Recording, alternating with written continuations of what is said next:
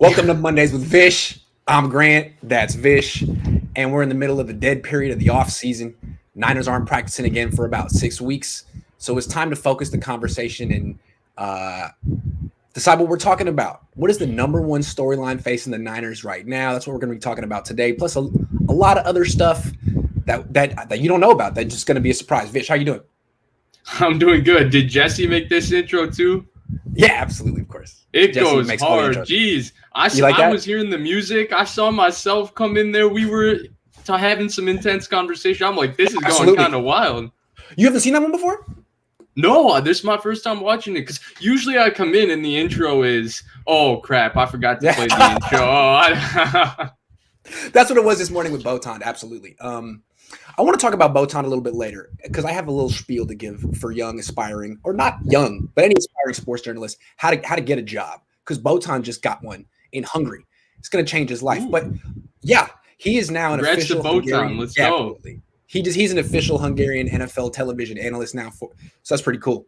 Because the NFL is expanding, and he's going to help them expand. So let's talk first. This is a Vish topic. We were talking on the phone, and Vish was saying, what's going on with this particular thing? And it seems like this particular thing is the top 49ers storyline right now. Vish, why don't you reveal it to our viewers? Yeah, to me, this is a no-brainer, and I'm surprised there hasn't been much buzz about this. It's the Fred Warner contract. This needs to start getting... It's not the injuries. Yeah. It's not the quarterbacks. It's not the coach. It's Fred Warner. Yeah, this to me, this is something that the process needs to start expediting, where this should be the conversation.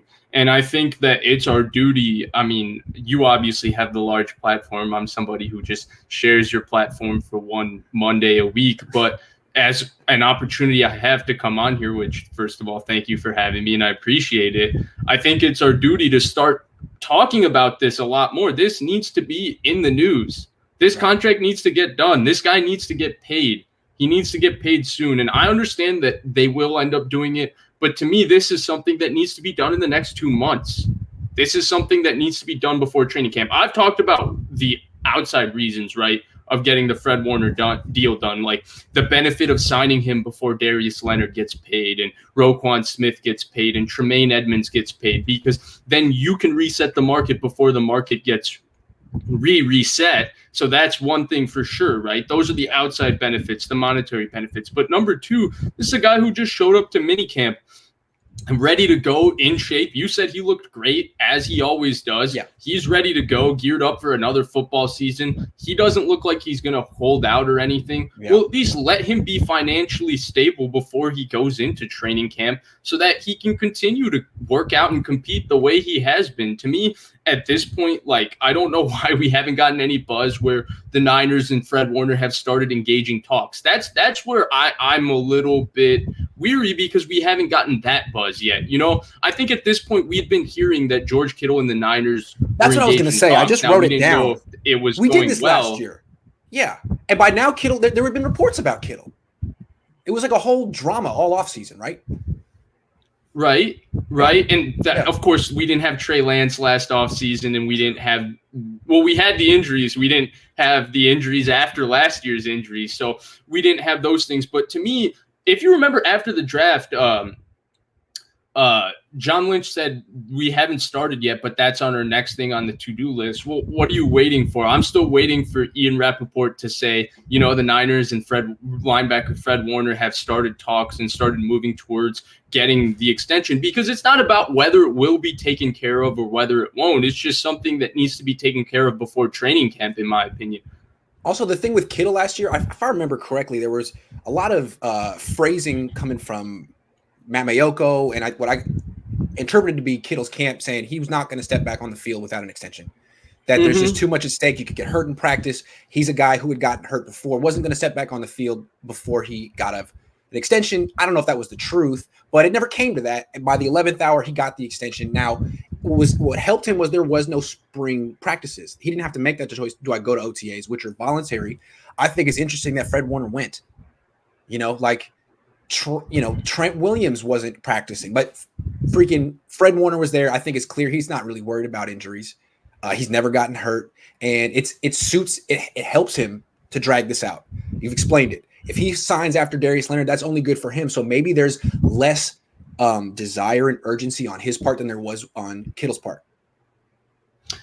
I understand that, but in terms of Kittle, right, he was kind of the 1-in-1. Like, Darren Waller wasn't going to get paid. Kelsey did get extended, and he basically got the same extension Kittle did. But Kittle, Kelsey, and Waller kind of separate themselves by a large amount from the rest of the position. Now, you and I believe Fred Warner is the best in the NFL at his position. There's a population of people that believe it's Eric Kendricks. There's some people that believe it's Darius Leonard. There's some people that still believe it's Bobby Wagner. There's some people that believe it's Levante David. White. There's a lot of guys that are there within this conversation. True. And that's where, like, if Fred Warner, I see people commenting, and you mentioned how it might be good for him to wait. That's where it's shocking to me that he did come and all of that. Yeah. If he was willing to wait, then wouldn't the best move for him be? Because he does a great job of keeping himself in shape. Yeah. He doesn't need these practices. So that's where I look at it, and I go an extra step further, and I say, look at Fred Warner, the consummate professional and the leader of this football team. Last year, he made a promise.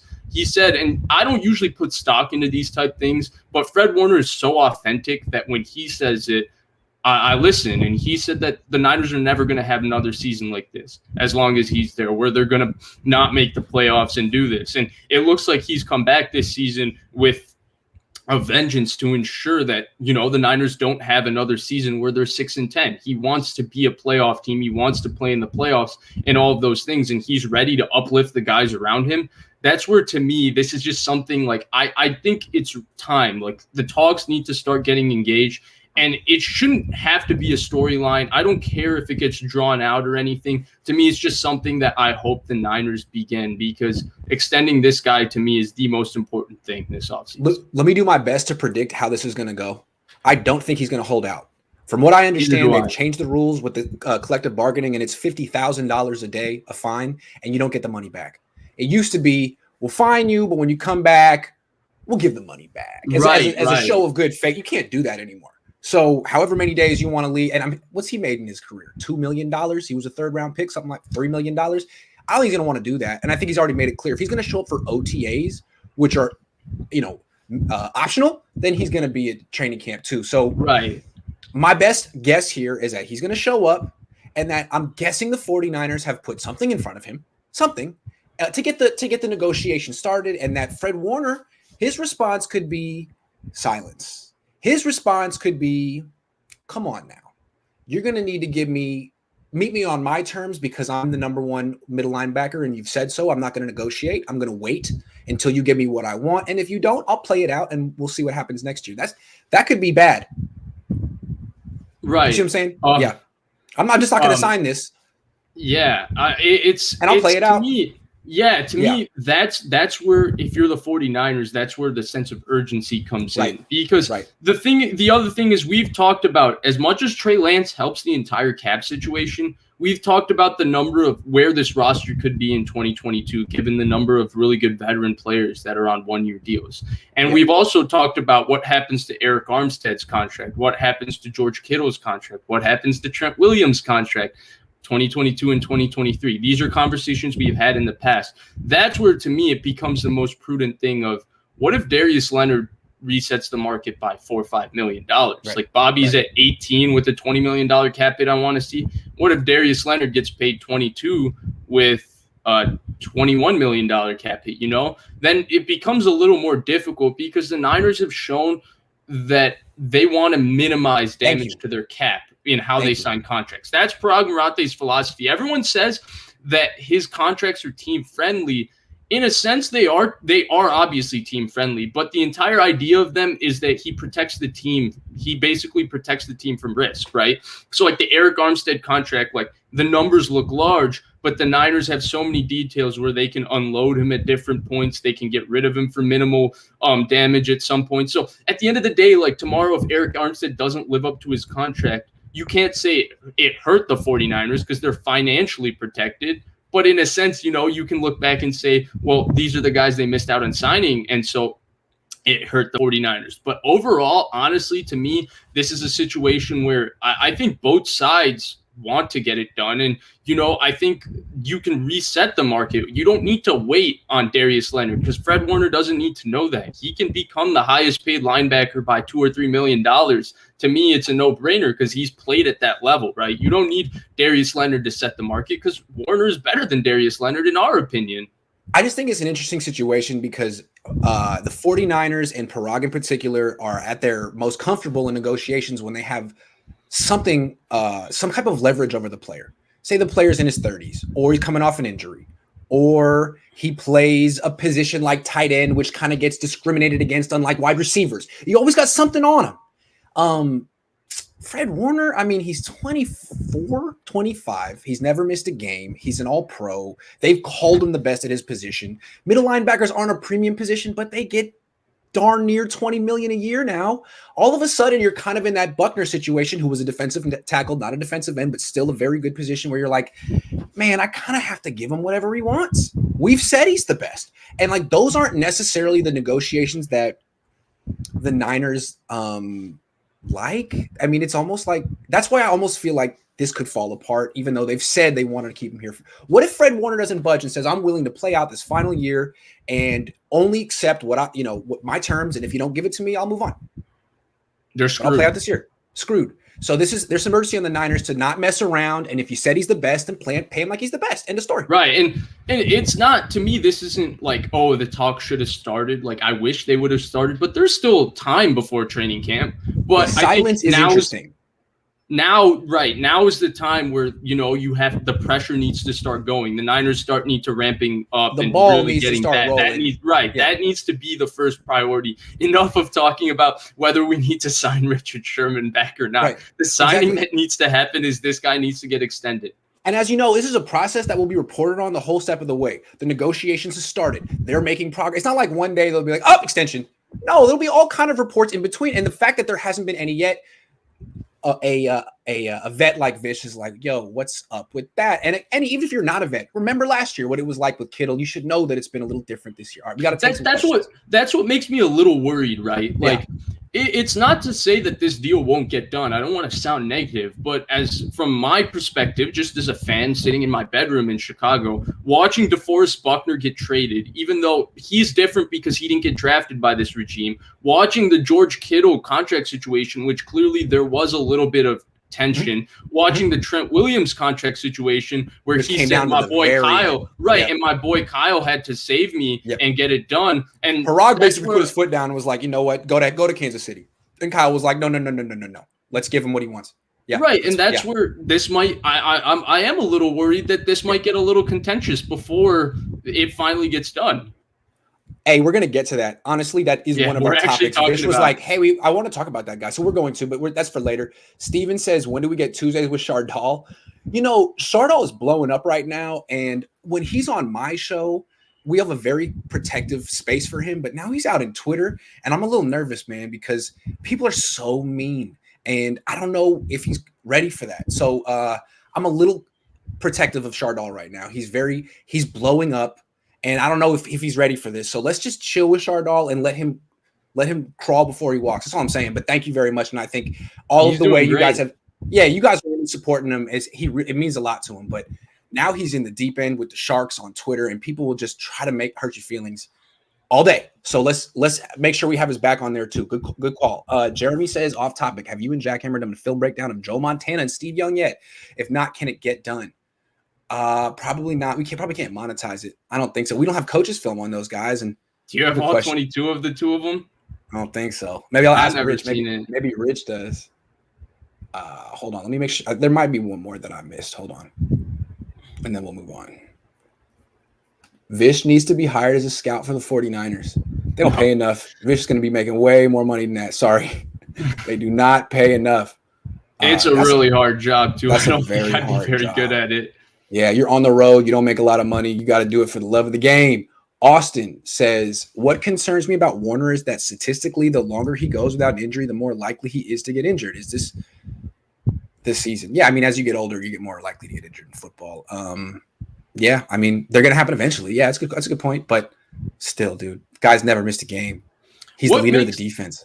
So what makes Warner a little special to me in two ways is, one, for a linebacker, he doesn't get into a lot of high-speed collisions. True. Like Navarro Bowman, Patrick Willis used to get into car crashes every game. This guy is a little more finesse than both of those two guys. And number two, if you watch Fred Warner tackle and stuff, if you watch any coaches break down what they want in tackling, Matt Patricia's got a really good lectern where he breaks down what he looks for in tackling and how they teach how to tackle.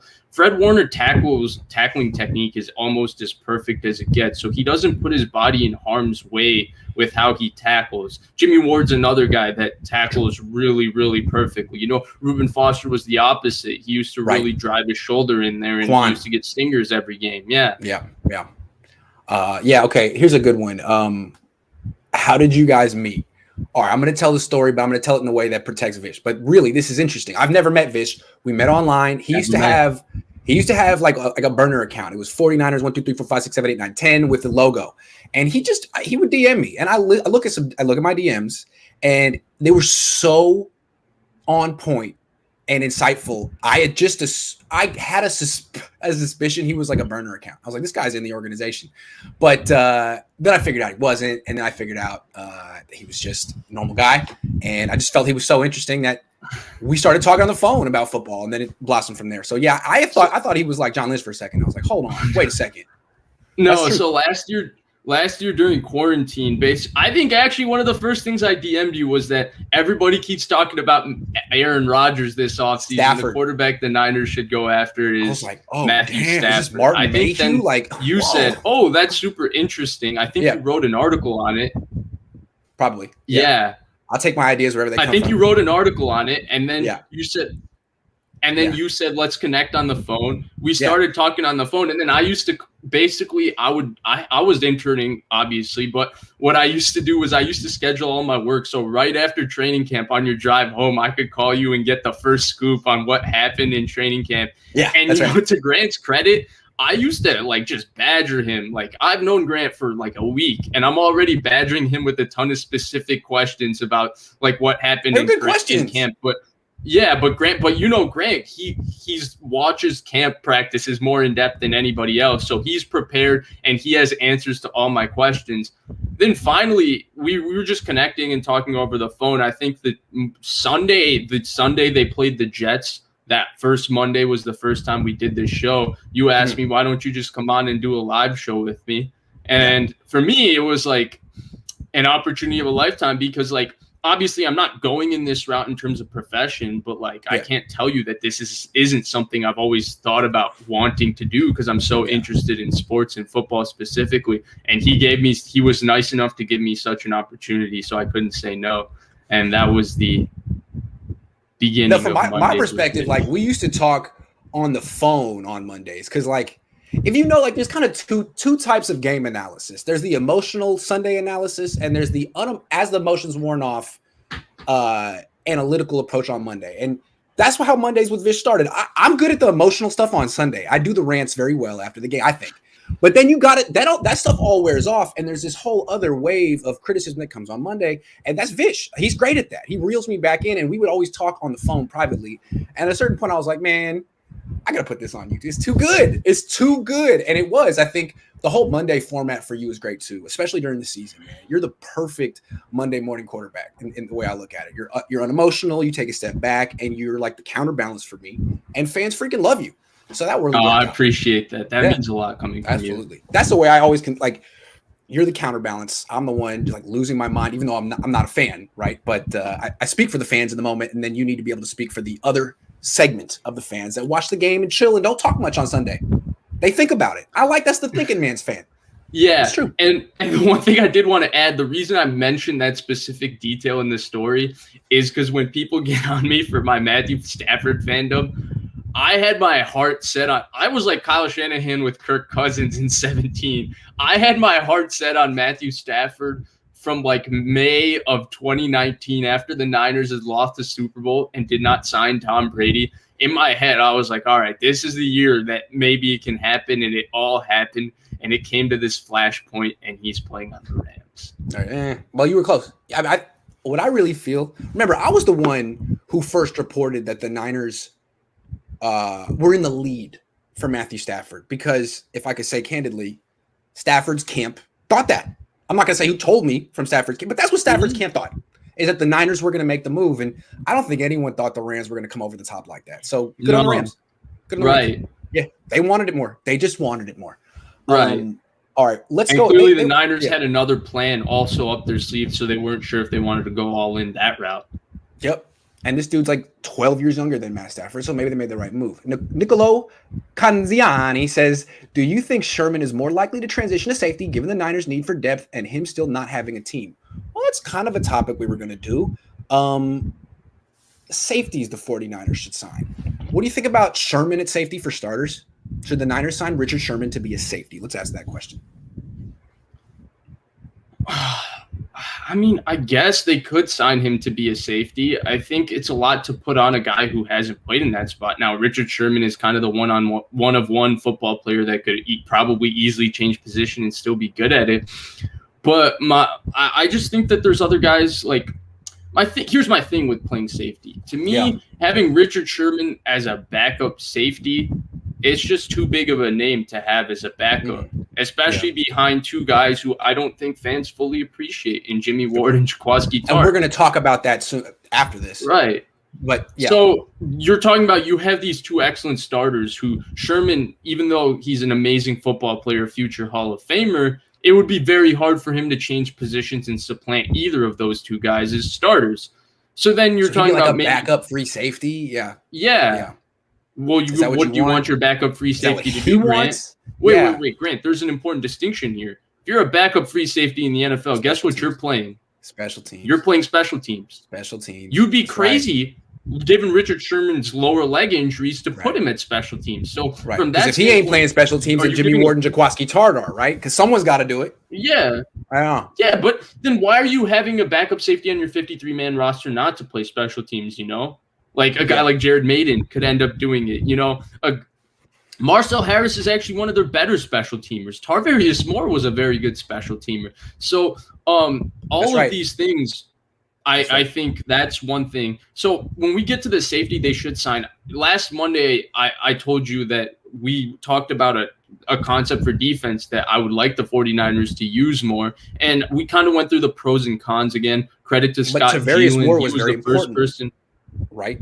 For this idea of defense. Yeah. Explain it. Because Scott Gielan was the one who really got me onto this idea, and the more I thought about it, I loved it. It's the idea of going big nickel and removing Dre Greenlaw on third downs, going to a dime defense or a big nickel defense because Tartt can be a I think that's Tartt can be your will linebacker still. Yeah, 60 Bs with three safeties.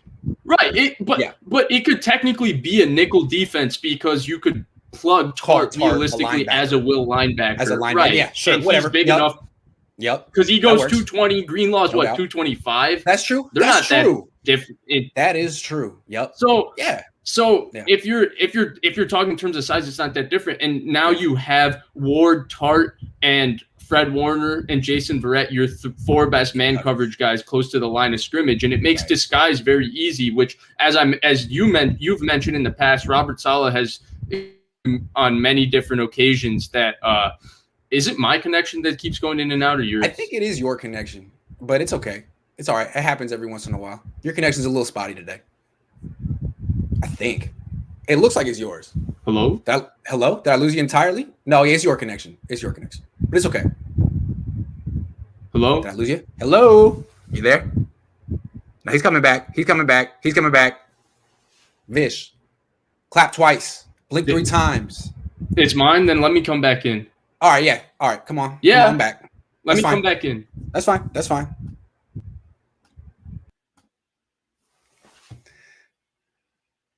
Hold on, let me get this thing out of my face, and we'll wait real quick for Vish to come back. He gonna be back. Upload speed. That's what it's all about. I didn't know that a couple years ago. Upload speed. That's what you need. You try to call AT&T and get or Xfinity and get more upload speed, they'll be like, nah, we might be able to give you 5 megabits per second, maybe. There you go. Yeah, so it was my connection, I guess. Where did I? We were talking about Robert Saleh and yeah. Jimmy Ward. Oh yeah. Yeah. Yes. So nickel. you've mentioned on Yeah. many different points that Robert Saleh has told you that what helped his defense a lot last year in terms of disguise was being able to put Jimmy Ward near the line of scrimmage and That's on right. top of a slot receiver or a Y or tight end, because now you don't know whether the Niners are in man or zone because Right. Ward is the unique free safety that can guard those guys in man and can delete them in man coverage. So it makes the quarterback think for a split second, which allows then other guys to rally around, and he protects their assignments that way. So getting those guys near the line of scrimmage and you can still play as a single high safety defense, Tarvarius Moore would have been the guy that you could have stuck as the single high post safety with these guys. Can you hear me, Grant? Yeah, you're good. You're good. You're good. You're good. I'm good. You're good. Okay. Yeah. And so that's where, now that he got hurt, I don't think Tony Jefferson fits that profile. I think that if Tony Jefferson was to play within that defense, then you'd have to put Tart in the post or Wood in the post. But then you're losing one of your really good man coverage guys away from the line of scrimmage, which then ultimately brings me to the point of the safety they should sign. And to me, that's Trey Boston. And I've seen a lot of other people suggest it. Trey Boston, every offseason, is the guy that gets signed because starting safeties get hurt. He starts for about 16 games. And am I still here? You're good. You're still here. Keep on. Trey Boston. I'm good. All right. You're good. So he starts for about 16 games, right? And he plays okay. He's not like a great starter, but he's not totally terrible. He's like okay. And then he doesn't get re-signed or whatever for whatever reason, just because there are better safeties than him, obviously. But he is basically almost a starting caliber safety, which to me then, like, that fits perfectly if you just want to use him as a utility third down player where you need a guy who's not going to mess up in the post. That's what Trey Boston can do, because one of the things with Tarvarius Moore is that he could mess up in the post. Yes. Marcel Harris is pretty good there, but we've also seen him mess up there. I don't think he's perfectly suited. I think Boston's better in that particular spot than him. So to me, the safety they should sign is Trey Boston. I don't think it would be very expensive. And I think that he's a guy that would bring competition. He's a guy that can play special teams. He's a very durable football player. And he would be a very serviceable player within the role that I just mentioned. Now, whether the Niners are imagining to do that on defense is a totally different question. But even if you're not imagining to do that, I think Boston would be an ideal backup safety for this team because, again, Tony Jefferson, we don't know how healthy he is. Marcel Harris is, I think, a better player than he's given credit for. But if he has to start 7-8 games, you would rather have Trey Boston than Marcel Harris. Jared Maiden, I understand he played for Alabama, but I mean, I don't know what to expect there. And then, obviously you lost Tarvarius Moore. I'm not the highest on Hufanga. I really think he's this year's Juwan Jennings, where fans and everybody's automatically assuming he's going to make the team. But there's real athletic weaknesses with Hufanga where I question if he could be anything more than a special teamer. Uh-oh, lost you. I question if he could be anything more than a special team. Okay. I got you. I lost you for a second, but you're back. Let me tell you one thing. I think it's a great idea what you're saying. The idea of using this nickel package. Oh, we lost him. I'll save it then. He's coming back. Dang. We're really technology is not my friend today. Although this is Vish's fault. I'm blaming Vish. I'm throwing Vish under the bus on this one. I forgot what I was going to say. Man, I know what I'm going to say. Vish might never come back. Dang. I just feel like Vish's idea is really good about using Ward and Tart and man coverage more, but I don't think it's going to happen. I don't think. Okay, here we go. I'm going to tell Vish what I'm thinking. Uh-oh. Okay, you're back. You're back. All right, let me tell you what I'm thinking. I think your idea is really good. Scott Geelan's idea is really good. Using the safeties and coverage more. Using them more. Just more. I don't think it's going to happen, though. I mean, if you look at them bringing in Hufanga and Jefferson, that looks like that's the idea. Use your safeties more as like split safety zone guys who don't have to cover that much ground and aren't in man coverage very much. And remember, the defensive coordinator is a former linebacker coach. I wouldn't be surprised if he puts more on the linebacker's plate because he's a linebacker. You know what I'm saying? Or less on the linebackers' plate but puts them in more optimum positions. Okay, but fair enough. The reason that I look at the safeties and I do have maybe like this thought in my head that this could be a possibility is only because of DeMeco Ryans and this idea that he's going to be a more aggressive coordinator than Robert Saleh.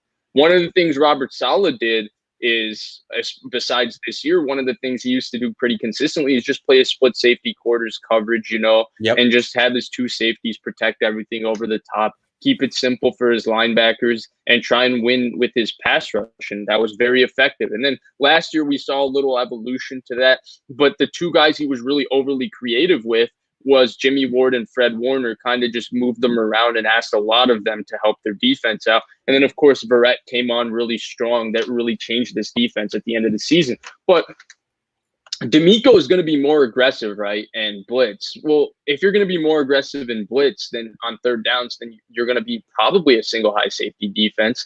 And Jimmy Ward, people seem to think, I didn't have this takeaway, but I've seen people take away from Ward's press conference and the way Ryan's talked about Ward, that maybe Ward would have a more expansive role and be put in better positions to make plays. And so if that's the case, then you can't be sticking Ward in the post.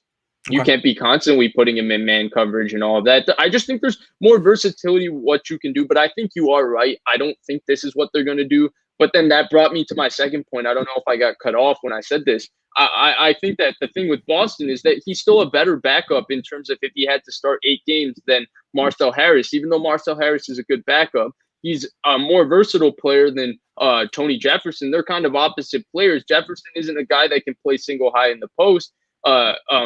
Trey Boston is. And then Jared Maiden is a complete unknown. So he adds competition to the position. And I talked about Hufanga. I don't know if you caught this. To me, he's like this year's Juwan Jennings. I have concerns whether he could actually be a starting safety. There's serious athletic limitations in terms of his movement ability. And so if you look at all of those things, to me, like if he makes this team and he plays special teams, that's a lot. That's great from Hufanga. I don't know why I don't look at him as a real depth option in this position. I really don't.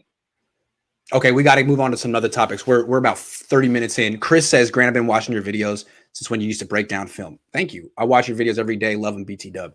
Yeah, well, thank you. I appreciate it. The film was the beginning of the YouTube channel, really. Robert says, do you think Matthew Stafford can't stay healthy through the whole season? Dang, Vish, what do you think? I don't get the questions. Do you think Matthew Stafford can't stay healthy throughout the whole season? How about can stay healthy? Yeah.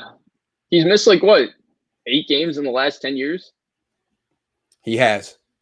So, and they're not going to drop him back every single play like Detroit did. There's going to be a lot more play action and stuff like that that's going to protect them. Yeah. Greg says, Grant, have you ever thought about doing a live roadshow after game with some fans? If you do it in Seattle, it would help video it. Oh, you would? I haven't thought of that. Interesting idea. The funny thing is, I was thinking about this particular idea real quick because I know we have to move on. I was thinking that, it might turn into a thing because your after game periscopes got so much buzz last year and you've grown so much since last year. I was thinking after 49ers games, fans are going to be on the lookout to see where is Grant Cohn in the stadium and where is he going to be streaming from. And you might inadvertently find a lot of people get people in the background like you as you do it. Yeah, like they used to do on on college game day, stuff like that. That would be so funny, man. I hope they do. Please do. All right, let's move on. So we're going to talk about Jimmy Ward in a minute. I wanted to do the Raheem Mostert conundrum. How do you want to start this? It seems like the Niners have a conundrum with Raheem Mostert. He wants to be in the Hall of Fame. He wants to be a starter. They gave him a raise. He's in a contract year. But at the same time, they need to reduce his carries? Yeah, so the reducing carries aspect of this is kind of odd, right? Because this is a guy that has an almost $4 million cap hit next season. He doesn't have a lot of dead cap, but he's also going to make close to $3 million. But then he's a guy that, you also don't want to overuse too much because he's likely not going to be on this roster in 2022.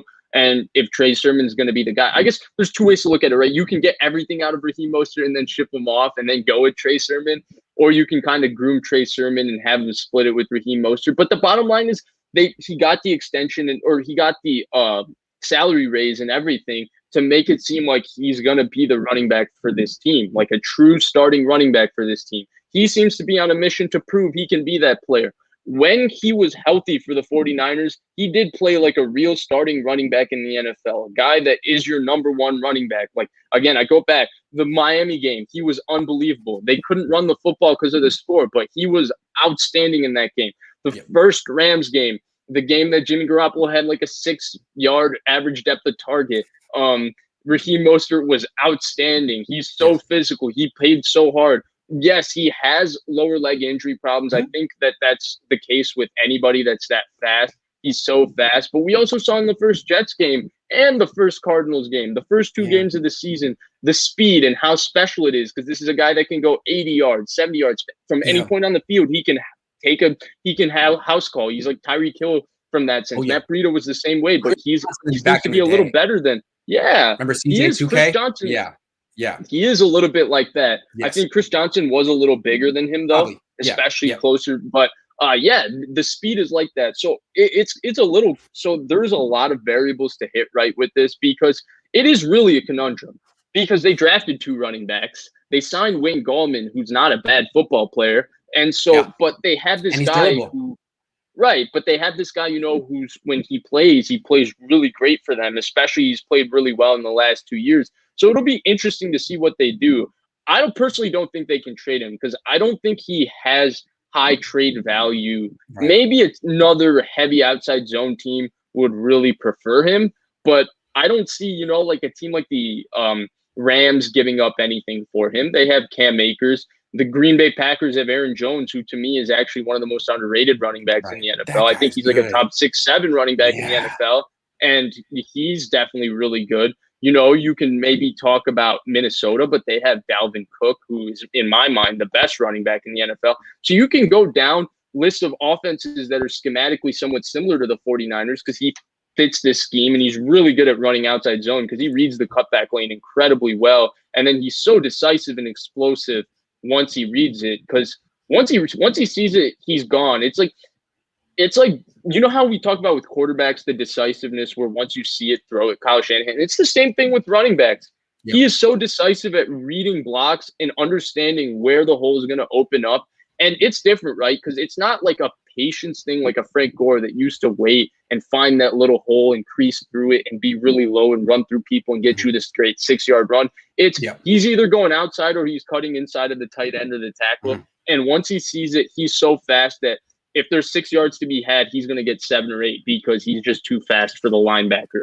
So from that standpoint, all these things are so great about him. I just think that it'll be very interesting to see what they do with him, because on the one hand, he's a very, very important player to this team in terms of his speed. He's the explosive element that this offense really lacks. But on the other hand, you have so much depth at the running back position. You're paying him a decent sum of money, or sum of money that needs him to be a starter. You're not invested in him past this year. And it looks like because of who they drafted and all of that, and who their quarterback could be next season with Trey Lance, you're going to cut down his touches by a decent amount. So it goes back to, I compared him and Marquise Goodwin last show. It goes back to Marquise Goodwin was paid like a starting caliber receiver to be deactivated on game day. Well, Raheem Mostert might be paid like a starting running back to be their change of pace guy that comes in and has, 10 touches, and they're running the ball with other people primarily. So it'll be interesting to see. Will has a follow-up. He says the Niners run game isn't a secret anymore. What is the division doing to stop it, or are they doing anything? You would think teams would be preparing. Well, from what I saw, a lot of the teams are doing what the Dolphins did against the 49ers, which was a bare front. You have a nose tackle, you cover both guards. So a nose tackle, 2 defensive tackles, and 2 outside linebackers to set the edge. It's a 5-man front where you pack the middle and set the edge. It's a good schematic answer to what the Niners are doing. It makes it tough to run outside zone. It makes it tough to run inside zone. But you've seen the Niners adjust. Yeah. Right. The Niners do have an adjustment. They have that shotgun gap scheme run game. That's right. Like when That's they right. asked, when RPO Kyle stuff. Posey asked Mike McDaniel about his run game, he said, we do run a lot of gap That's stuff. right. And they do. It's true. That That's where was you their see big use check adjustment in or 19. Dwelly go in that jet motion, and they instead of trying to reach and run outside, they're kicking out that guy setting the edge with Dwelly or use check, kicking him out. Right. So they do that stuff. Then the other thing is they actually ran the football really well against the Miami Dolphins. The score didn't allow them to do anything else. And the quarterback throwing 3 interceptions in the first half and Brian Allen just getting absolutely worked by Fitzmagic. But they ran the ball well. And so if you look at, to me, when you're adding the Trey Lance element to all of this and you're adding Aaron Banks, who, at least from what I've seen in college, to me, he's an easy upgrade over Dan Brunskill, Colton McKivitz, whoever's played Mike Person, whoever's played right guard for the 49ers in the last 2 years, 3 years. Aaron Banks, to me, is better than all of them. When you add that in, like, I think the Niners' run game is just going to have better personnel next year. Also, when you wonder, like, well, they're an outside zone scheme. Why did they draft 4'6" Trey Sherman and 330-pound Aaron Banks? Well, because the adjustment to counteract what defenses are doing is this shotgun RPO scheme where the runner is taking the dive. Jeff Wilson Jr., Trey Sherman. I mean, absolutely, you're going to see that, and you're going to see the guards more at the point of attack. It's what the Niners have to do until defenses change up and they can go back to running outside zone. Basically, yeah, pretty much. So good question, Will. I like talking about stuff like that. All right, let's move on. We'll get to Jimmy Ward next. I just want to do this quick. I talked about it on Twitch real quick. I think I've found a partial solution for the Niners injury issue. Tell me what you think. I know there's a million things, but I feel like this is a really good one. To me, it's like real simple. The way you fix something in the NFL is if you have a bad defense, you get a defensive coordinator from a team that has a good defense. You know, not a defensive coordinator, but a position coach that you want to promote. You know, that's what the Seahawks just did with the Rams this year. Same thing on offense. So the Niners have an injury issue. Their training staff is from the NHL. They don't really seem to have a background of keeping football players healthy. So who does? We know the Niners have a problem. Who is good at this? I was looking at that graph on Football Outsiders, the Rams, randomly. Sean McVay's been there the same amount of time as Kyle. Real quick, let me go through the numbers real quick. Okay. For the Niners, average games lost per year, okay? For the Niners in 2017, 91. Rams, 15. 2018, Niners, 97. Rams, 37. 2019, Niners, 95. Rams, 60. And then last year, Niners, 166. Rams, 45. So I don't know. It seems like they're doing something right. Why not ditch the NHL coaching staff, hire the number 2 guy at the Rams, bring him on, and if the issue persists, it's not the training staff. What do you think? That's interesting to me. And one thing I wanted to add to the Rams thing, and here's what I think is interesting, is that so let's take a couple players that they signed in the Sean McVay era. They've actually improved the health of their players.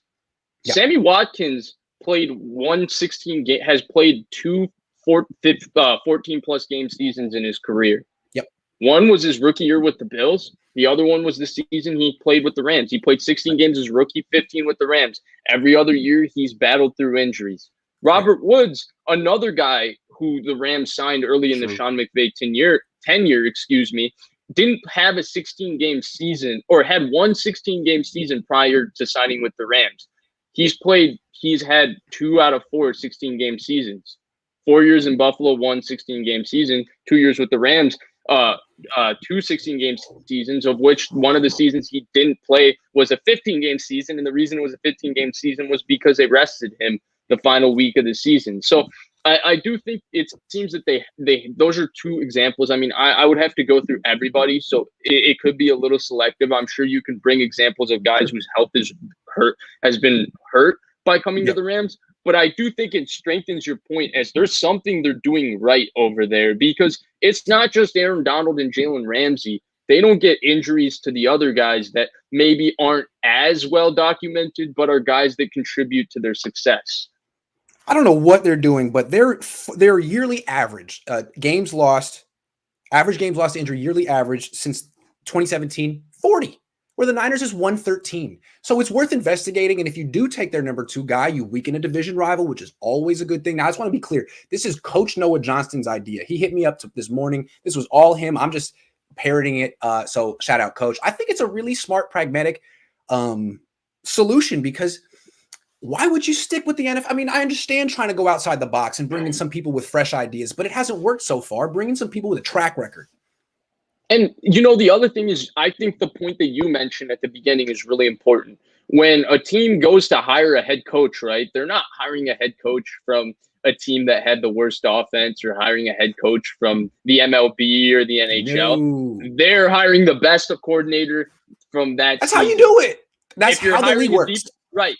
If you're hiring a defensive coordinator and you're a new head coach, you're not going and hiring Jim O'Neill, who had the 32nd ranked defense in one of the worst run games in NFL history. You're going to Belichick's staff. You're going to Vic Fangio's staff and plucking out their secondary coach. You're plucking out their defensive line coach. Results, no question. Right. So because you want that approach, like Kyle Shanahan, he wanted to run the Seattle scheme. He got Robert Saleh, who spent a lot of time with Gus Bradley and Pete Carroll. He didn't go and get some random guy and say, you can run the Seattle scheme. So I'm not saying that this training staff is doing something right or wrong, because I don't know what they're doing and I don't know what the difference is. But I think what you and Coach Johnston here are saying, it's really smart. And to me, from a logical standpoint, it makes sense that, because again, we've reached a point where this isn't just unlucky anymore. We've reached a point where there's something they're doing wrong. There's too big of a sample size to say this is unlucky. Like, I'm sorry, we can't be here anymore. And look, I understand the Niners are going to say, look, we're on it. We're making changes. What we're saying is, I think you need to make a big one. And we're suggesting one. It doesn't have to be this one. We'd love to hear what your ideas are. But just to keep saying, we're talking about it, we're thinking about it, we're tweaking things, we'd like to hear a little more, with all due respect. Anyway, let's move on. All due respect, we like what you're doing. Maybe try this. All right, let's give Jimmy Ward his due. People are starting to rank safeties, and people never give Jimmy Ward his due. I mean, I was in this camp before until you and Robert Saleh. Not even Robert Saleh in press conference. I would ask him, like, can you please explain this to me, Robert? Because I don't freaking get it. And he would lay it out. I'm like, all right, that's a good point. He's in man coverage, not getting thrown to. He's doing his job. Fair, fair, fair. So given that we've all had this enlightenment, this age of enlightenment with Jimmy Ward, and a lot of people haven't, can you please set the record straight on where he ranks and where he's getting ranked? So, I think the age of enlightenment has finally come for the Niners fan base. Wow. Yes. 6 years into the guy's career, we finally decided that he's a good football player. Well, he switched positions 8 times, and he was hurt a few times. So give us some. I'm not a fan, but give people some. It took him some time. But what I will say, for a fan base that believes unequivocally in what their coaches say, true. Vic Fangio and that coaching staff loved him.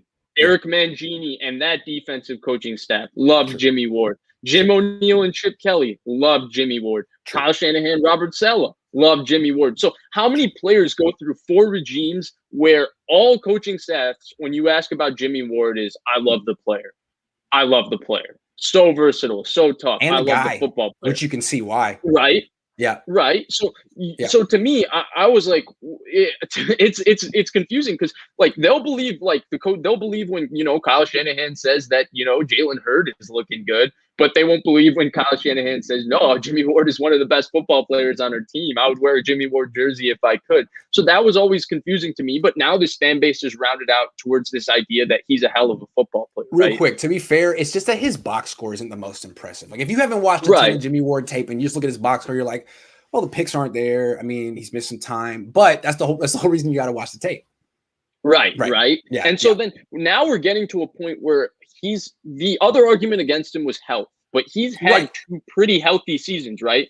14 and 14 games. And we're reaching a point where I think it's time that he starts to get his national consensus. I actually think his partner should get his national consensus too, but his partner hasn't been unhealthy in Jaquiski Tartt. So I can understand it. And I'm seeing these national rankings come out. PFF has been doing rankings constantly.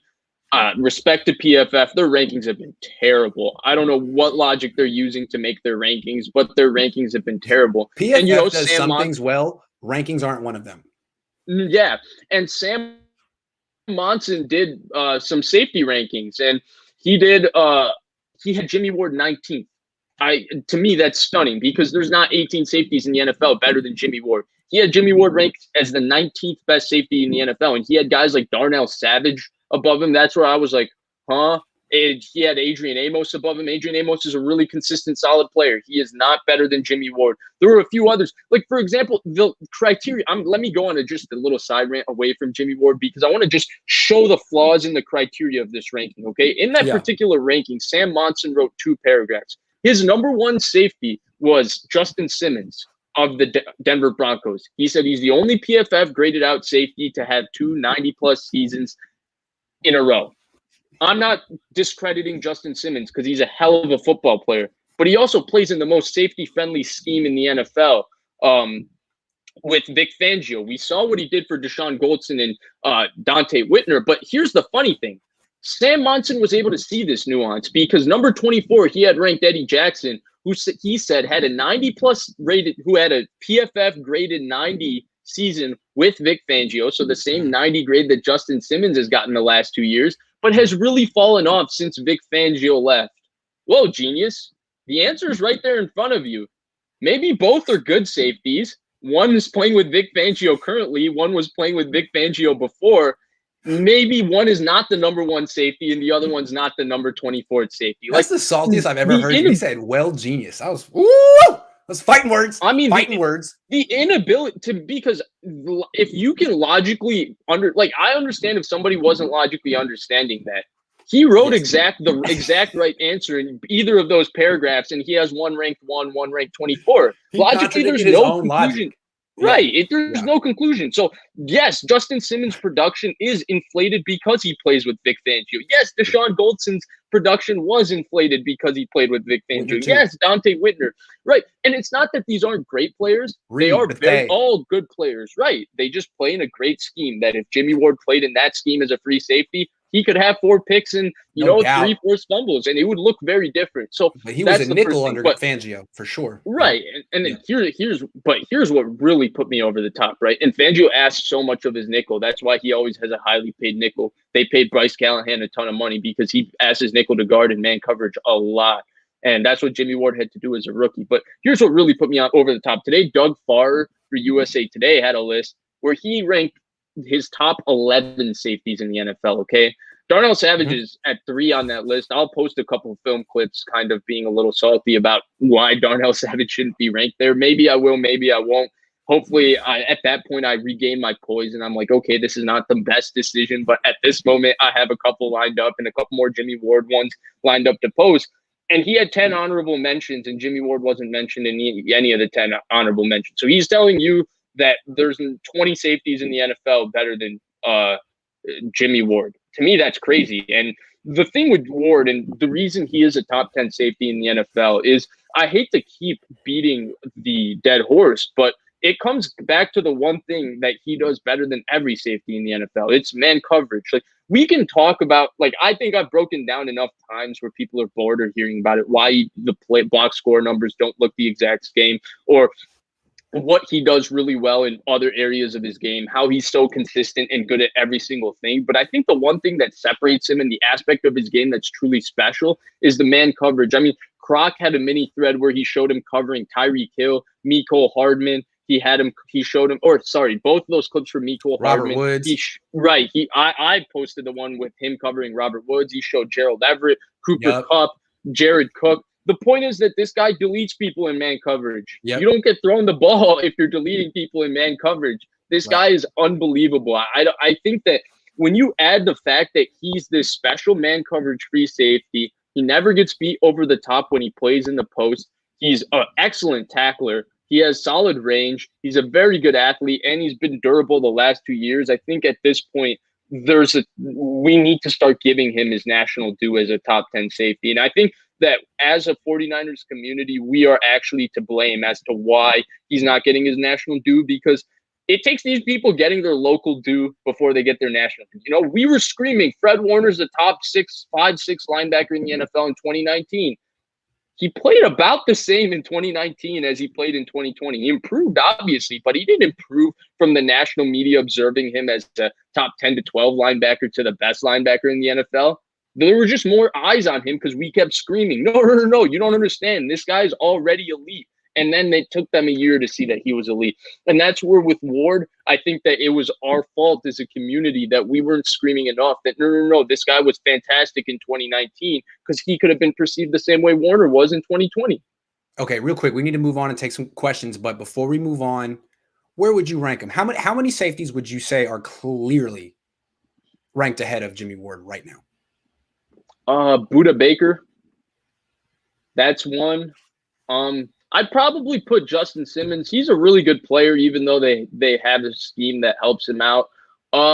John Johnson, who just got signed by the Browns. I think he's a guy that's in that same conversation.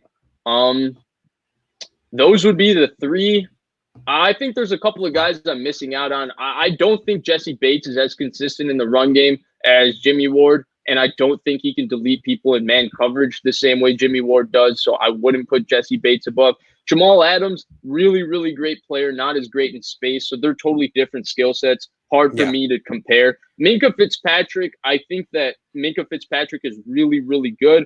I think the one thing that kind of goes to his advantage compared to Jimmy Ward is that because they traded a first-round pick for him, I think schematically they do a lot of things to help Minkah Fitzpatrick in terms of getting him around the football. Pittsburgh's a very aggressive defense, but the one thing they do with Minkah Fitzpatrick when they play him as a single high safety is they let him play a lot of robber, which is what Jimmy Ward said he's not allowed to. He doesn't play a lot of. And what robber basically the entire notion of what a robber safety is, it's basically you're going to pick off backside crossers. You're going to basically be you're literally robbing the backside. You're on the backside and you're robbing the front side concept. So if there's a crosser coming across and you're a single high safety, you're going to jump the crosser. And Minkah Fitzpatrick, because of that, has gotten quite a few interceptions. That's why he always seems to get thrown the football, because schematically the Steelers put him right there near it. Now he has great instincts, great hands, but I personally wouldn't say he's definitively better than Ward. So I think it's those three for sure. I think everybody else, you can make a conversation, honestly, if I'm talking objectively. Now, I haven't watched every safety in the NFL, but I think Baker, Simmons, and John Johnson would be the only three that I would say, okay, I'd be comfortable. So it's fair to call them top five? Yeah, I think so. Okay. Tyrann Mathieu, to me, is the same exact player. Okay. All right, let's move on. Matt says, the NHL background drives me nuts. Where is their prior knowledge of on-field conditioning work coming from a sport played on ice? NHL is a different world. Yeah, I mean, it seems like it's an experiment that hasn't worked out so far. If the Niners are serious about changing this issue, they would look at this. I mean, my dad, he went on last week and told me that Bill Walsh once fired, or allegedly fired, the entire custodial staff because the pictures were a little askew in the hallway. No way. People don't mess around, man. There's a high standard. Anyway, wow. Hold on. Yeah. Wow. That's crazy. Brian Adams says, do you think the Niners have enough cornerback depth, or should we look to free agency? Real quick, what do you think? I don't think there is cornerback depth available in free agency. That's a position to trade for, right? It's a position to trade for. Yeah. And we've talked. I agree with Brian. I would like some more cornerback depth. I think you're in the same boat.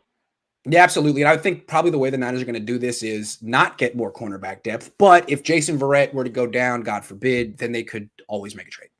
And there are guys on the block that we've mentioned. There are guys such as Stephon Gilmore, J.C. Jackson, others. Yeah, I think Gilmore and Jackson are the two. I still prefer Gilmore to Jackson, even though the money with Jackson is better, because when Gilmore went out, one of the more underrated things when Jackson became their number one corner is that his production also slipped. Gilmore is truly still that elite player. Wait, yeah. Last one, Curtis McCloud. Wait, hold up. Grant has more subscribers than Matt Mayoko's YouTube channel. Hold on, that's not Matt Mayoko's. That's NBC Sports Bay Area. Not, and yeah, I do. Thank you, appreciate it. Thank you for noticing. Let's go. Yeah. All right. We have a couple more topics. Oh yeah, this is an interesting one too. This is something Vish alerted me to. I haven't been following the rest of the division so much in the offseason, but Vish has told me that there's a new matchup problem in the NFC West. Who is it, Vish? Yeah, so I was reading this story in The Athletic, and I was reading about this guy a little bit before. Okay, there's this tight end for the Rams. His name is Jacob Harris. They drafted him out of the 4th round in UCF. Our man, family Rams fan right here. Rams Reloaded in Stafford is ready to roll. Paid you $5 to shout him out, and he's right about it. Yesterday, a guy named Vikilla donated to Blake and I saying, is Jacob Harris the new matchup problem in the NFC West? And Blake and I were slightly unprepared for the topic because we didn't watch him coming out of UCF, but I had read about him and read that he'd been killing it in Rams camp. So like we kind of answered it. Now I didn't get the chance to watch him in the last 24 hours at UCF, but I did get to read more about him. And so the first things first, this guy is starting with Tyler Higbee hurt already for them in OTAs and minicamp and as a rookie. And I thought the funny thing was my man Rams Reloaded said that he's the next Kittle. And one of the things you and I talked about on the phone before this is one of the things that truly impressed you with George Kittle, and you knew that he would be a contributor from day one, was that they were throwing to him a lot in his first OTAs, and he was the starting tight end. Now, they were phasing out Vance McDonald. Remember, they had just given, Balky had just given McDonald a 5-year extension. And that was supposed to be one of their key cogs. They got rid of Vance McDonald before the season started. They didn't like anything about his game. I'm not sure what it was, but he was getting phased out, and Kittle was getting phased in. It was very interesting. Yeah, right. And in this case, this was when McDonald was still on the team. Yes. Right, right. Yes. You've also talked about the story about how Kyle yelled at – the only time you've ever seen him yell at a player is Vance McDonald. First day of OTAs, right? And they're just warming up. The way it works is before they do 7-on-7 and 11-on-11s, they just do they stretch and then they catch passes where they just run different routes. And Kyle Shanahan stopped the first OTA practice in front of the media to scream at Vance McDonald. It was like, wow, this feels premeditated. Yeah, so I was going to say, I think that was premeditated. I think he would have watched the film and said that I'm going to trade this guy this offseason. So I think he just wanted to set a tone for how practice is going to work with the media and the players. So when I trade him, the media will actually have that in the back of their mind, like, oh, yeah, I remember that.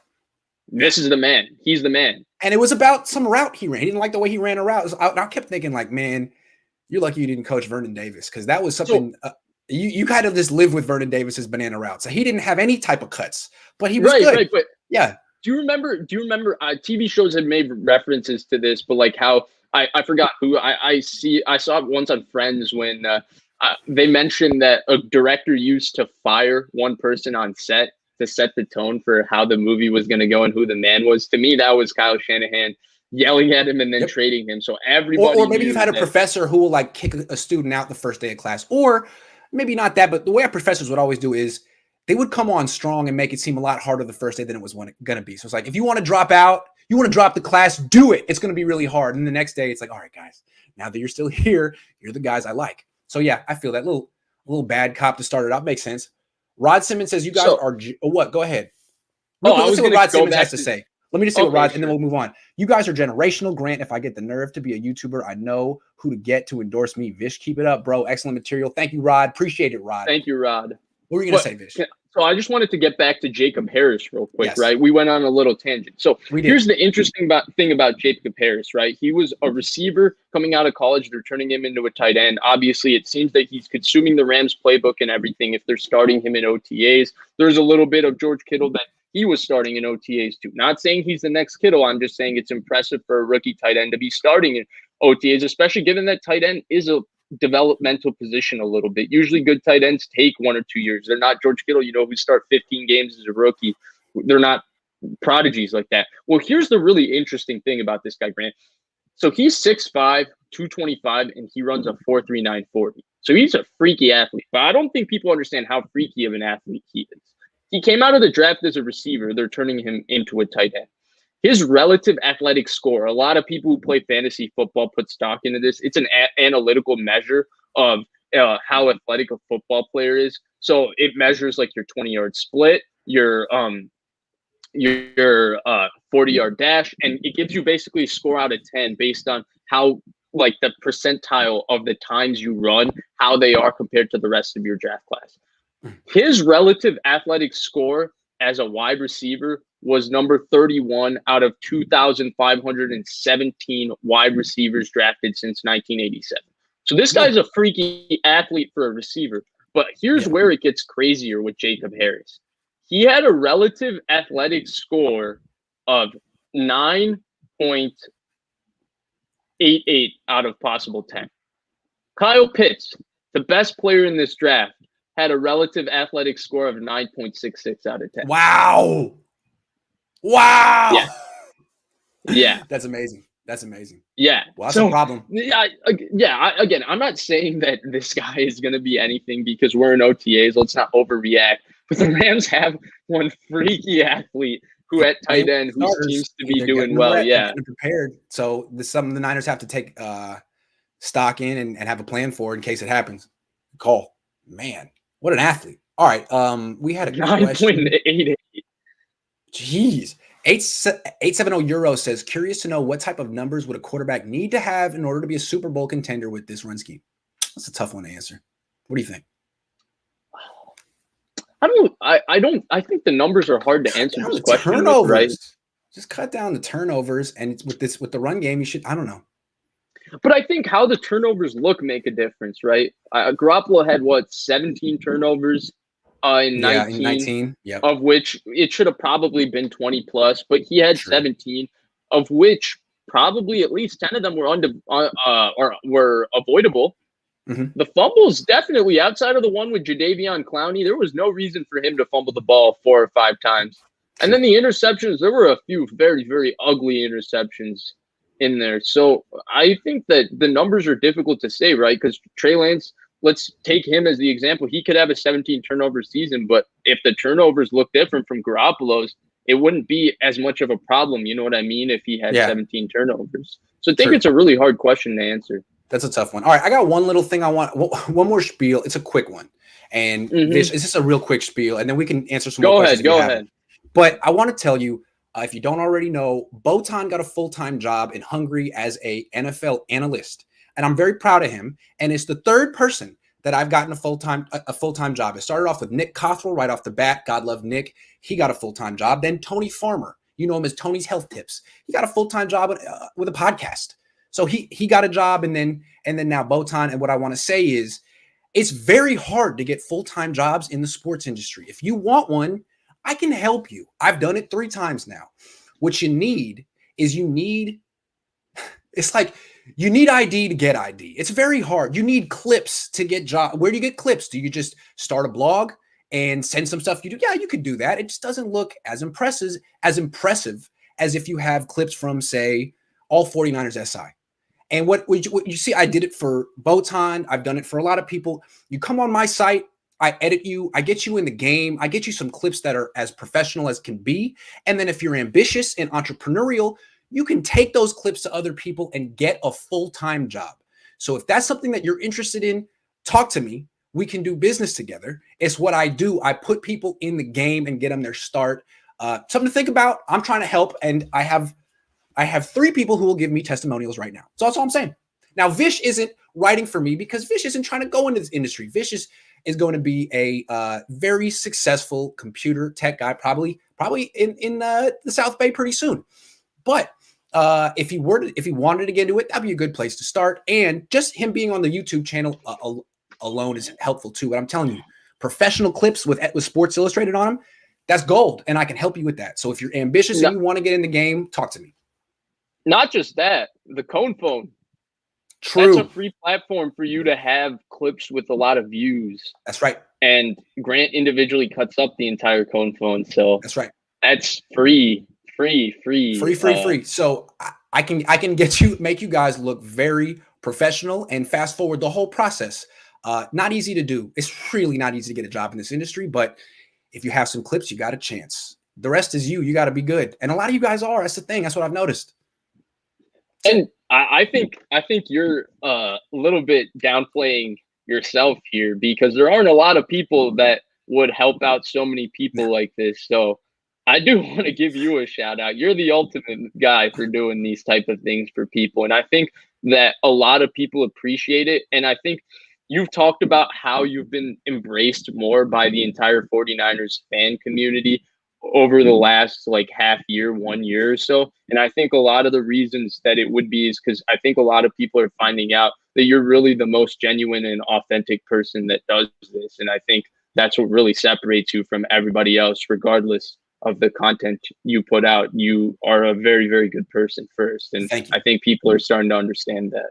Thank you. I just felt so inspired by Botan today, and I wanted to let people know that if there's any way I can help, I think I'm getting pretty good at it. I think I'm starting to show that I can help people get in the game, and that's a good thing because the whole industry is built to keep people out. You know, it's really built to take advantage of people and keep people out. So that's too bad, and I'm hoping we can change that because it seems like we found a new path. And I think it's awesome because forget me, I've seen a lot of people who casually tweet on Twitter with like 20 followers and they reply to a bunch of people's tweets and stuff, and they're passionate fans. They obviously don't do this. I'm sure they have some other profession and all of that. But I find that they have stronger and more well thought out positions and opinions than some people who cover the team. I'm not going to name names. I don't mean to take shots at anybody, but it's the way it is, you know, man. they just have really strong and good opinions that you're like, wow, that's a great thought and all of that. And unfortunately, you know, they don't have any platform to project those opinions. So I think it's really cool that you do give so many people that opportunity. Yep, absolutely. Thank you. And I'm just saying, if it's something that I don't like reaching out to people and be like, hey man, write for me. I like people who come to me and they're like, I want to get in this industry. What do you suggest? Because those are the people who are going to make it. Those are the people who are going to make it. And those are the people who just need like the littlest help. Like Vish needed no help. Vish needed just a platform and then boom, he's Vish. Same with like, you know, a lot of people on my channel. And I think that's what's so cool. It's not like I need to put in work and coach these people. It's like, man, you're on your own. You just needed you needed an opportunity. It's cool that I can do this. So, and while we're shouting people out, I wanted to shout out two people real quick, if you don't mind, that I've gone on their YouTube channel recently, and you went on with one of them recently. I thought two people that you should definitely go check out are one, Brett Lackey. He does interviews with everybody, and I loved being on with him. He is so good at what he does. Yes, he does. He makes everybody feel really good. He's a really polished speaker. He has a really natural way of engaging with people, which is kind of rare, and he's charismatic. He's definitely someone you should check out.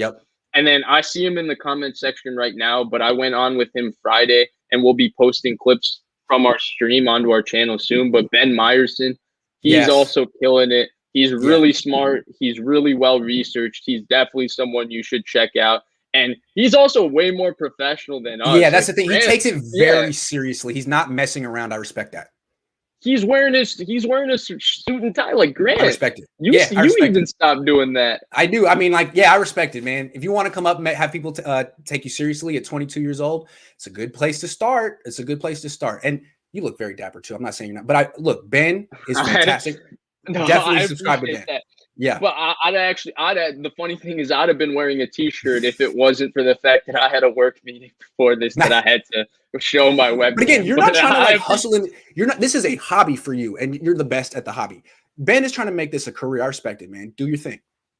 And that's another reason to follow Ben. And with Lackey, I don't know if kids know about the show Inside the Actors Studio, but it was a big show when I was a kid. And he's basically doing that for 49ers Twitter, which is a wonderful service. He makes you feel like you are the most important person, and you learn about these people.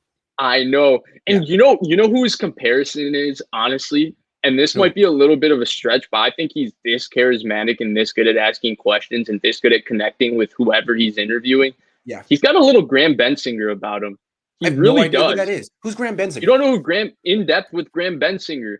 He interviews all different kind of famous people, and he basically sits down with them in their house, and they have like a very, very casual but like kind of deeper thinking questions. And that's cool. What makes him really good is he's a great listener, and he does a really good job of building his questions off of what the person said. So it seems like a really genuine conversation. He's able to extract deeper things from his guests that most interviewers can't. And that's what Brett does. Yeah. Like, and I don't even say that, but like obviously some of the people like me that Brett interviewed are kind of irrelevant, or mostly like just me. I don't want to call anybody else irrelevant, but the thing is, when I spent those 2 hours with Brett, and the reason I'm just so taken with what he does is that I've never felt better about myself. Like it's not that I feel bad about myself in general. It's just Brett makes you feel so good about yourself with the way he acts because he's so interested in you. By the end of, but when I was done with my hour-long spiel of my life, I felt like, man, I'm gonna write a memoir one day. This is a good story. No, it was just a good interview from Brett. It was great. Yeah, it really made me feel good about myself. I showed my parents. I showed my wife. I was like, you got to watch this. This kid did a great job. What do you think? Yeah, he did really good. But Grant, the other thing is like, I feel like your story is so interesting, right? And how can you talk, like, you can't present that story in just another casual show. Like, you can talk about your Kia Stinger. You can talk about the person who hit your Kia Stinger. Yeah. You can't talk about your journey and growing. And the way he was able to extract every bit of your journey, like stuff that you and I have talked on the phone about your journey before. There was like 5 things that you mentioned there that my parents said the same thing. They were like, we learned a lot about you. It's like, yeah, it was Brett. Because he does a great job of extracting that. So definitely, if you have a favorite 49ers content creator, whether it's Jason Aponte, Jack Hammer, Jesse Naylor, Grant, Rich Madrid, Croc, he's interviewed everybody. And I'm sure I haven't watched all of them, but I'm sure all of them are great. And I'm sure that you will learn a lot about that person and you will gain a lot more respect for that person just based on the interview that he did. What an advertisement for Brett's YouTube channel. I think that was even better than Jimmy Ward's advertisement for mine. So Brett, shout out Vish. He just hooked you up. And it's the truth. Rod Simmons, we're going to go out on this. Rod, if Kyle doesn't work out, does the organization have the acorns to rehire I think he means cojones. The acorns to rehire Harbaugh? If so, would it be in our best interest? Okay, let's go to a future where Kyle Shanahan has gotten fired because he just can't win. Whatever. We're in this future. It's bizarro land. Harbaugh. I would say no, even though Harbaugh was great 10 years ago. What has he done at Michigan, man? Is it possible he's over the hill as a coach? Sorry, Jim. So I don't think he's over the hill. I think his style of coach is growing stale in the NFL. And the problem with his style, it's not even that, because we don't know how he connects and all those things. My big thing with him is that I think it's very hard to be an NFL head coach if you don't bring in a specific way you want to play offensive football and a specific way you want to play defensive football. He is always at the mercy of what coordinators he is able to hire. I mean, he went to Michigan. Don Brown was the highest paid defensive coordinator in college football. He had the highest paid defensive coordinator in the NFL, right? Fangio was the highest paid? Yep. I think he was. He was? Yeah. So he had and Greg Roman's a highly paid assistant. And so it's a very, very difficult thing to do, especially if you're coming to an organization where you have to rebuild culture. If you go to a Baltimore where you have a history of culture, you can be John Harbaugh, right? He walked in and Ray Lewis and Ed Reed already had a culture of how they were going to play defense. Now, how many different defensive coordinators and how many different defensive styles have they played with him there? You know, Rex Ryan. You could say the same thing with Patrick Willis and Justin Smith, honestly, dude. You could say the same thing with Wink Martindale now, that's a different style of defense. Dean Pease, that's a different style of defense. How many different offensive coordinators? They have had Marty Morningweg, they've had Greg Roman. But look at what is the common theme with all of this? It's a lot of the older retread coordinators. He can't develop any new guy, right, to come take the job. Like, they don't have a quarterback's coach who's 35 years old, who's ready to be their next offensive genius. No. Tomorrow, if Greg Roman fails, they will hire Pat Shermer. They'll hire somebody like that. A 55-year-old guy who's been around the NFL, done his due, you know, and that's the entire problem. Ron Rivera is kind of the similar type thing. Yeah.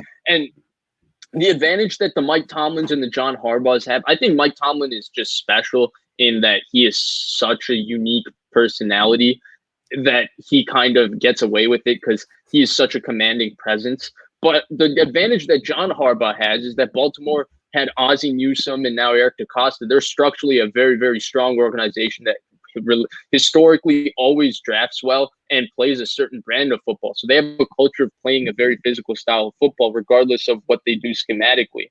The 49ers don't have a cultural identity that goes for 15 years, you know? So tomorrow, if Jim Harbaugh came, he would have to instill that. He would have to find the coaches. And the thing we never got to see with Harbaugh is what was his pivot if Fangio or Greg Roman got hired as head coaches.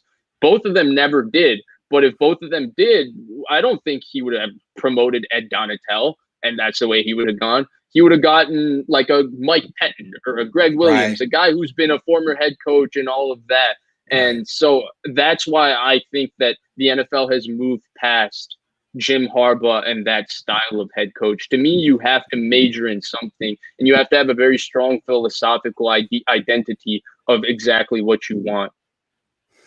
Real quick, Brandon says, at Grant Cohn, video idea, similarities to you and Kyle, both of you forging your own path, etc., while having a father who has already made such a name for themselves in the same business. Vish and I were talking about this today, how much in common Kyle and I have, that we have the same chip on our shoulder, the same thing. It's kind of ironic considering we really don't particularly get along. Look, the funny thing to me is, like, I don't know if it's funny. I don't know the exact word to describe it, but occasionally when I tune into your channel, when you're talking about Kyle and, you're getting a little bit harder on Kyle. Yeah. What makes me laugh is the things that I can hear the salt in your voice and the things that you criticize him for, because you're like, finally, I can get back at somebody because these are all the things that people said to me and they're not true about me. Yes. I want to say them to somebody else. I can hear that. Mm-hmm. I know. And that's probably why I go too far. And then I end up being like, look, I just want to say I like Kyle. I just want to say that I like doing business with Kyle. And I'm not trying to run him out of town. I get carried away sometimes. I do think we have a ton in common. And usually you don't like someone that you kind of recognize yourself. Usually those aren't people you're friends with. You're like, man, something about you brings out what my insecurities or whatever. But the chip on the shoulder is the exact same. The way you need to prove yourself because you feel people think less of you because you're a nepotism guy.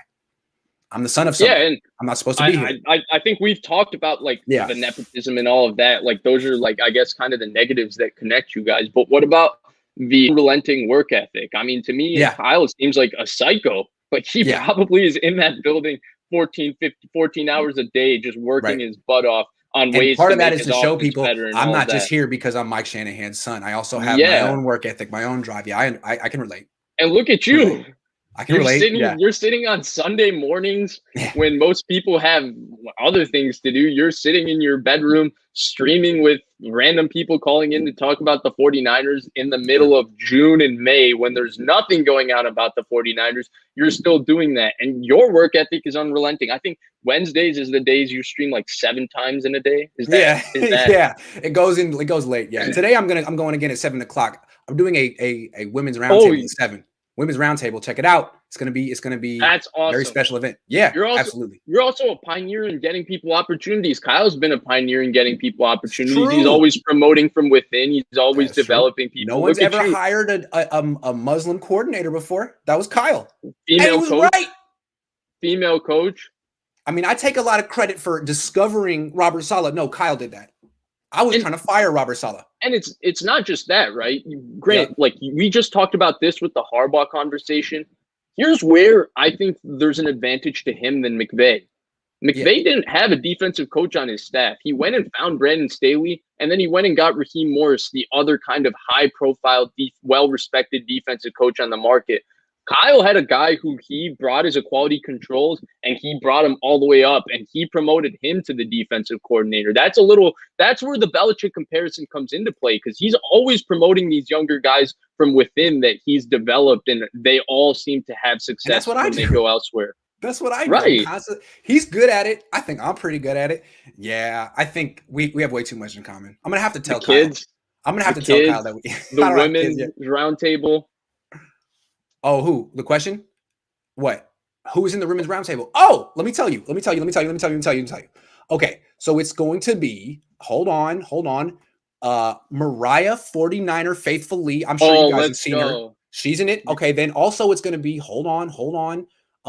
Crystal Peachy Bee. Do you guys know Crystal Peachy? She's also on Twitter. And then finally is going to be, how do we pronounce? Hold on. Get her. These are people I haven't met yet, but her name is Sibila Bakzaza. She is a gender fluid trans female. So this is going to be groundbreaking. This Sibila Bakzaza has like 13,000 followers on Instagram. So hopefully she brings a whole new audience to the show. So I'm very excited. 7 o'clock. So I'll meet the other two people for the first time. I haven't met them, but I'll tune into this to see them. But I'm a big Mariah Grace had fan. to drop out. And she asked me personally not to say why. I think it's pretty obvious. 14-year-old girl on the internet. I respect her and her parents' wishes. Maybe sometimes I'm trying to help, and I'm like, you know what? Not everyone needs to be grown up at 14 years old. I get that. So maybe we'll hear from her down the line. But for now, we'll let her be a kid. And I did want to shout out Mariah. I think last time we shouted out Maruna as the ultimate fan. Mariah's right up there. Oh, yeah. Mariah has tuned into so many streams. She is awesome. Absolutely. And I think last week where I said, hey, if there are any women watching who would like to be on the show, please reach out because she reached out within 10 minutes. So she set the whole thing up. She found Crystal Peachy, and also Cibolo reached out to me too. I always respect when people reach out to me because that means you're driven. And I like working with driven people. I like working with driven people, man. So tune in 2 hours. Vish, this was a lot of fun, man. Thank you. This was I really think the last fun. 20 minutes got real interesting. I think just talking about Brett Lackey brought out the best in us. Yeah, go subscribe. Brett Lackey, Ben Meyerson. There's a lot more people that need to be I mean the dream. Subscribe to all of them. And Absolutely. While you're at it, Blake and Vish Sports if you can. It couldn't hurt. And mine too. Thank you very much, everyone. I'll see you guys in a little bit.